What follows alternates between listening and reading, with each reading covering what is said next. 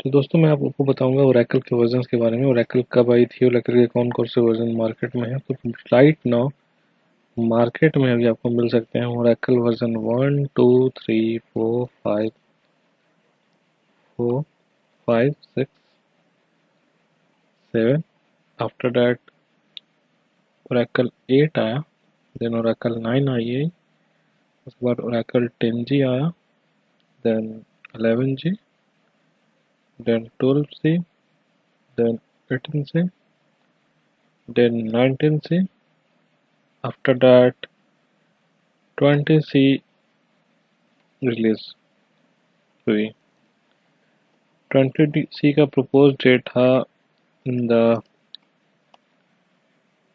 Beginning of 2020। आप देख रहे हो यहाँ पे आई लिखा हुआ है, किसी में जी लिखा हुआ है, किसी में सी लिखा हुआ है। इसका मतलब है क्या? आई जो है ओरेकल की वर्जन वो सपोर्ट करती थी इंटरनेट एप्लीकेशंस को। Means this provides native support for internet protocols and server side support for Java. G क्या था? तो जी का मतलब होता है grid. This enabled organization to virtualize the computing resources by building a grid infrastructure.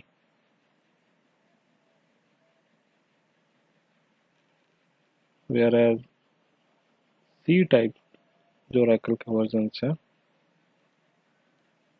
Data cloud based, वो cloud support करती है, क्लाउड एप्लीकेशन सपोर्ट करती है।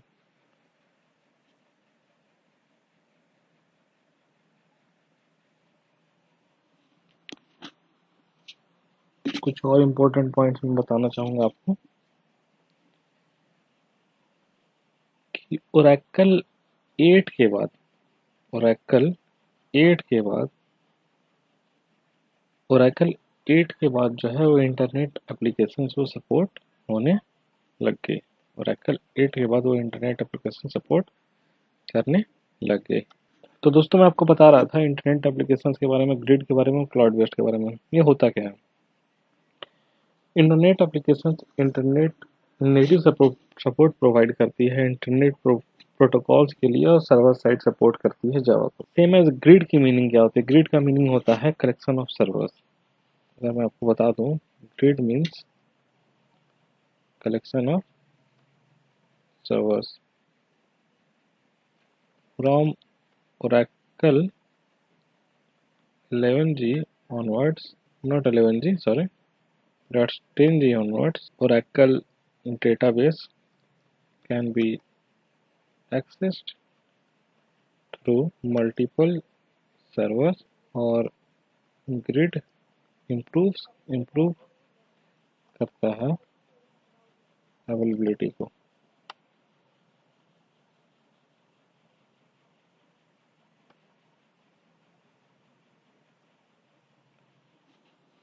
Whereas क्लाउड बेस्ड क्या होता है? तो इन cloud based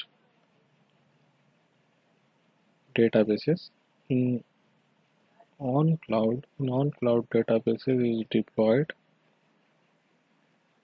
in server and managed by cloud service provider. For example, Amazon।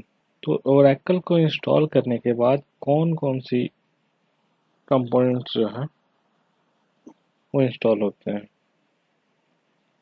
The following components are installed after installing Oracle. पहला होता है क्लाइंट, दूसरा होता है सर्वर। तो मैं सर्वर के बारे में आपको बताना जा रहा हूँ। सर्वर होता क्या है? तो server is a system where Oracle software is installed and running. Inside the server, Oracle software manages two memories.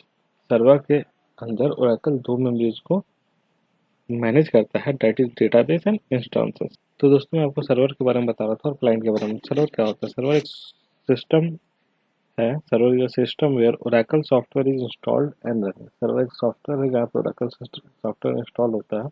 What is a server? Is a system where Oracle software is installed and running. Okay. Inside the server, Oracle software manages two memories. Server के अंदर Oracle software दो memories को install manage करता है। पहला है database. Database is created in hard disk and acts as permanent storage and instance is created in RAM and acts as temporary storage.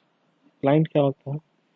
Using client systems, user can connect to the server, can submit the request और can receive the request. बता रहा हूँ, server is system where Oracle software is installed and running. Inside the server, Oracle software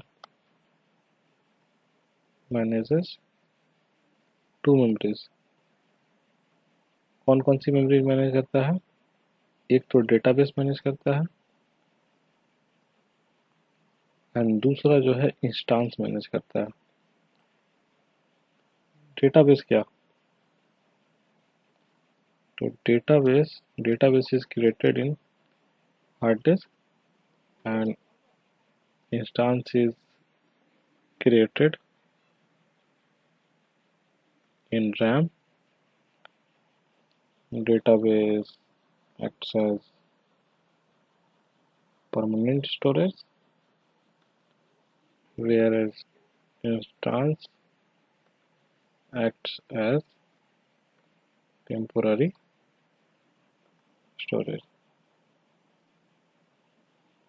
अब मैं client के बारे में बताऊंगा। Using client system, users can connect to the server and can submit